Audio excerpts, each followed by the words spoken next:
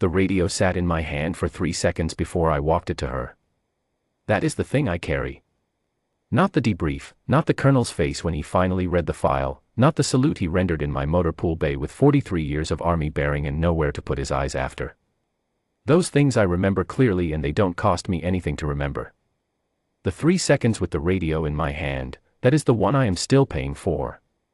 I want to be honest about that before I tell you the rest. She had been at FOB Aldrin 9 for 9 days when Lieutenant Colonel Garrett read the flag aloud. I was not in the briefing room. I heard it the way you hear everything on a FOB, secondhand, too fast, with pieces already missing.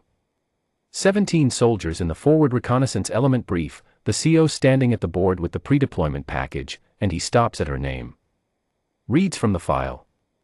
Says that prior to last rotation, this soldier had requested a compassionate reassignment and that he was honoring that request, effective immediately. She would move from the forward lrss slot to base motor pool support pending further review. She had never filed the request. I know that now. I did not know it then. What I knew then was that the motor pool needed bodies. What I knew was that a staff sergeant with a clean record, current quals, and no visible reason to push back had just been handed to me by the CO himself, and that my job was to put people to work. So I gave her vehicle maintenance first thing the next morning, and I watched her take the assignment without one word out of place and walk to Bay 3 and open a toolbox like she had been doing it all her life. I will tell you what I thought. I thought the CO probably knew something I didn't. I thought compassionate reassignment flags don't get filed by accident. I thought a lot of things that morning that turned out to be nothing but the noise a man makes to avoid asking the right question. It would have taken me 4 seconds to check the service number on the flag myself. I had access to the same administrative system Garrett used. I never thought to pull it. She did not speak about the brief. She did not speak much at all, except to ask where the parts log was kept and whether the third vehicle in line had been rotated since the last service cycle. She knew her way around a motor pool, she knew her way around everything, I would learn, without making any noise about it. She rotated the third vehicle. She found a hydraulic fitting on the left rear axle of the first one that had been leaking slow for weeks, probably since the last road run, and she marked it and fixed it before the end of her first hour, before I had even walked the bay to check on her. She rebuilt the brake assembly on the second vehicle by afternoon, a job that was on my deferred list for 2 weeks, and she did it by herself and put the parts log back in exactly the right spot and didn't say a word about any of it. I didn't note it either. By the third day I had her on wash detail. The first vehicle in the line, a 4-door utility, door panels dusty from the last road run. She had a bucket and a long-handled brush and she was working through it methodically, section by section, the same way she had done the brake assembly and the hydraulic fitting and the parts log and everything else, no wasted motion, nothing left unfinished, nothing done for show. I was at the operations desk in the bay entrance, 12 feet away, running the morning maintenance sheet and thinking about nothing in particular. That is where I was when the XO's call came in. The lrss element was 12 kilometers out, inside the insertion corridor they had briefed 3 days before. I heard the XO's voice through the handset and I understood 2 things at once. The element had hit something they could not account for on the approved route, and they needed someone who had studied that ground in depth, recently, from the inside. The route package had been built on survey data. What the element was looking at on the ground did not match it. The XO was trying every line he had. He asked me, the motor pool NCO, if I had anyone assigned to the bay who had worked the lrss package for this sector. He said it quietly, the way a man says a thing when he is not certain anyone can help but he cannot afford not to ask. I looked out at the bay. She was working on the rear panel of the vehicle. Bucket at her left knee, brush in both hands, moving through the lower quarter in even strokes. She had not looked up. I held the radio for 3 seconds. I am not going to make that sound like a difficult decision, because it wasn't. It was a failure of instinct, pure and flat. I had put her on wash detail. I had read the CO's file flag the same way he had, without checking the service number, without pulling the cross-reference, without asking the simplest question in the world. And so when the XO asked if I had anyone who knew that ground, my first thought was not the soldier 12 feet away with grease on her knuckles and a long-handled brush. My first thought was to say no, sir, nobody here, and hand the radio back to the comms shelf and go back to the maintenance sheet. I walked the radio to her. I don't know what moved me. Maybe the way she had rebuilt the brake assembly without asking for help. Maybe the hydraulic fitting she had caught before I walked the bay. Maybe something in the way she moved through the work that told me, underneath all the noise I had been making to avoid asking the right question, that there was more to her than the file Garrett had read. I walked it to her and I said the XO needs somebody who worked the lrss package for Corridor 7. She put the brush down on the side of the bucket. She stood up. She took the handset and she said her name and her call sign, 2 words, Roan Bridge, and I watched the silence that came back through the handset last a half second longer than it should have, and that was when I started to understand that I had been wrong about her from the beginning. She sat down at my operations desk. I moved out of the way without being asked. She did not have a map. She did not ask for one. She asked the element's lead sergeant 3 questions in sequence: current grid, the specific nature of the route anomaly, and whether the secondary drainage they were looking at ran north or bent northeast at the rock shelf about 300 meters ahead. The lead sergeant answered all 3 in order, quickly, without being asked to repeat himself, because her voice on the radio had the quality of someone who would not need him to. She was quiet for maybe 40 seconds after that.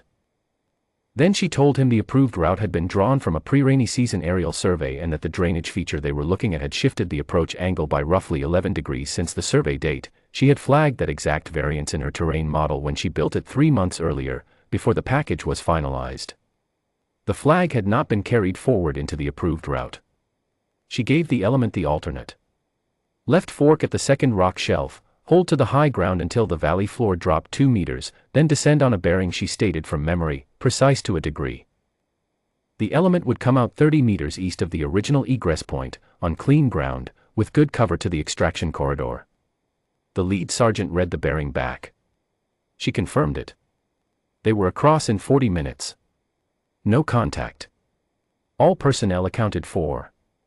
I sat at my operations desk after she handed the radio back and I did not say anything to her. There was nothing useful I could say, and I knew it, so I kept the maintenance sheet in front of me and I worked through the morning entries and I did not look up. She went back to the vehicle. She picked up the brush and finished the rear panel. I heard the water moving in the bucket and the sound of the brush on the door panel and I let her work, because that was all I had to offer and we both knew it. I did not yet know what the file said. That came in the afternoon. The Brigade S2 was the one who found it. Standard cross-reference on all personnel who had contributed to the operation, and her name came up because the XO had logged her call sign in his report. The S2 pulled her file. Then he pulled the grievance flag. Then he looked at the service number on the flag and looked at the service number in her record, and he pulled up the administrative log from the rotation 6 weeks earlier and found the input entry, and what he found was that the numbers did not match. 3 digits. A data entry error during a high-volume administrative rotation, a different soldier's compassionate reassignment flag entered under a number close enough to hers that no one had caught it on intake. The request that Garrett had read aloud in the forward recon brief had never belonged to her. Her actual file had 11 confirmed solo lrss insertions across 3 theaters. A classification supplement that had not been forwarded to the new CO when he took command. And an authorship line, her name, her service number, her call sign, on the route penetration protocol being used by 3 forward elements in this theater. Including the one that had crossed Corridor 7 that morning. The approved route that had nearly stopped them was a deviation from her own protocol. I was not in the debrief room when they told Garrett. I heard that secondhand the same way I heard the brief. What I know is that he came to the motor pool that same afternoon. It was past 1600. She was back on vehicle maintenance, running the oil check on the 4th vehicle in line, her head over the engine bay, the dipstick in her hand. I was at the desk. I saw Garrett come through the bay entrance, alone, no aide, no XO, which told me something about the weight he was carrying, and I stood up and he looked past me, not dismissively but with the particular focus of a man who knows exactly where he needs to go and does not want anything between him and the getting there. He walked to her. She heard him coming and straightened from the engine bay. She was still in motor pool coveralls, hands marked with grease at the knuckles, the dipstick held loose at her side. She looked at him the way she had looked at everything for 9 days, level and still, no performance in it, nothing offered that wasn't asked for. He told her the grievance flag had been a data entry error.